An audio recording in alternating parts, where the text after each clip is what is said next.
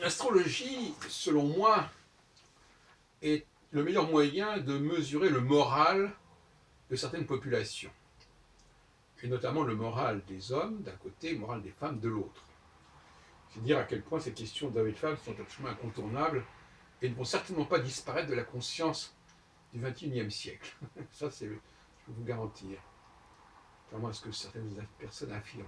Mais justement, cette exaltation féminine, des valeurs féminines et du féminin, elle passe par des cycles précisément. Donc, par exemple, il y a des moments où les femmes ne se sentent plus, si on peut dire. Et elles s'imaginent que, voilà, elles vont pouvoir faire ce qu'elles veulent, parce que le vouloir est très important. Le moral consiste à dire qu'on peut faire ce qu'on veut et qu'on peut obtenir ce qu'on veut. Et puis, à d'autres moments, malheureusement, le moral tombe. C'est la chute libre. Et ça aussi, ça s'étudie par l'astrologie. Au niveau des populations, je ne parle pas des individus. Mais bien qu'au niveau des individus, c'est forcément lié aux populations. Et donc je dirais, parce que je crois beaucoup à la notion de valeur, enfin sociologiquement, en période, ce que j'appelle le triangle sidéral dans la sexopsychologie, lorsque le triangle sidéral se forme, donc lorsque le signal pavlovien se déclenche, ce signal pavlovien, qu'il faut quand même préciser, a été déterminé par les sociétés humaines et pas par le cosmos. Je ne crois pas du tout à cela, qu'on soit bien clair là-dessus. Ce sont des signaux que les sociétés se sont donnés. Et elles n'ont pris du cosmos que de très très petites choses. Une infime partie de ce qui existe dans le cosmos et une infime partie des combinatoires et des configurations existantes. L'astrologie est une création juridique de l'organisation sociale. Et c'est une création, l'astrologie est faite pour les femmes, pas pour les hommes.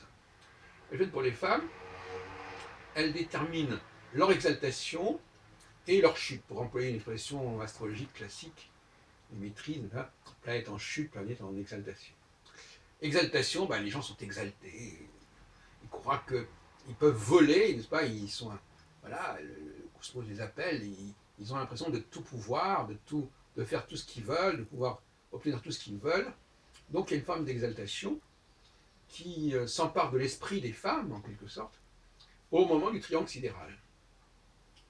Et là, il s'agit d'un cycle qui complète le cycle bien connu de la menstruation.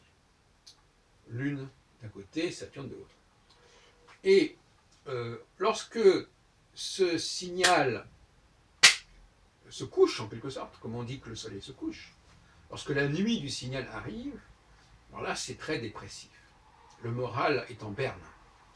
Et à ce moment-là, les femmes n'ont plus le moral, ne croient plus beaucoup à leur avenir, et ont l'impression d'avoir besoin des hommes pour s'en sortir. L'autre jour, j'avais une personne comme ça qui m'écrivait en me disant je cherche un homme pour m'aider à surmonter mes problèmes, à régler mes traumatismes, etc.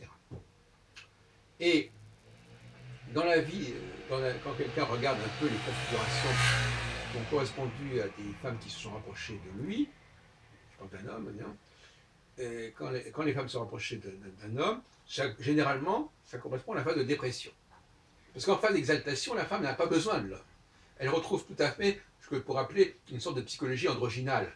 Elle est toute seule, elle a besoin de personne, tout au plus un petit coup de pouce comme ça pour déclencher le processus de procréation, mais enfin, ça ne va pas beaucoup plus loin. Et c'est un peu le complexe, le syndrome de la menthe religieuse. Et donc, vérifiez autour de vous, regardez les configurations. Alors, pour les gens qui connaissent un tout petit peu l'astrologie, c'est quand Saturne arrive à peu près au milieu d'un des 4 signes cardinaux. En gros. Milieu bélier, milieu cancer, milieu balance ou milieu capricorne, au choix. Et alternativement, bien entendu, successivement. Alors, la berne, par contre, alors le truc en berne, c'est quand Saturne se conjoint à une de ses étoiles fixes royales, donc il n'a plus cette capacité triangulaire, tout s'écrase comme ça, le soufflet tombe, et à ce moment-là, ça se produit quand Saturne passe à 9 degrés Sagittaire ou 9 degrés Gémeaux, à 0 degré Vierge ou 0 degré Poisson. Donc vous veillez à ces trucs-là. Alors là, à ce moment-là, c'est là que les femmes ne sont plus capables de s'en sortir toutes seules et qu'elles vont vers les hommes. Et là, les hommes reprennent le pouvoir. Le pouvoir moralement. Alors, effectivement, je parlais des valeurs. Et bien voilà. Quand on est dans le triangle sidéral, ce sont les valeurs féminines qui sont en gros les valeurs de gauche, qui sont en gros les valeurs sociales, les valeurs de partage, alors que en phase, lorsque ces valeurs féminines ne sont plus au pinacle, eh bien ce sont les valeurs masculines qui prennent le dessus, et les valeurs masculines sont des valeurs plutôt de droite, c'est-à-dire des valeurs de compétition, de dépassement, et d'une certaine manière de hiérarchie et de reconnaissance des compétences les plus fortes, les plus puissantes. Voilà en gros. Et ça ne va pas beaucoup plus loin que ça. Mais vous me direz, bah oui, mais alors, bon, d'accord, oui. Eh bien, moi, je fais partie de ces gens qui pensent que petits effets, petites causes, grands effets, sont des positions stratégiques majeures. Si l'astrologie peut occuper ces positions stratégiques, elle aura sa place tout à fait indiquée au XXIe siècle. Alors, ce n'est pas la peine de se perdre dans des problématiques individuelles, psychanalytiques, d'études de cas particuliers. Ça, c'est l'astropathologie qui ne nous intéresse pas beaucoup.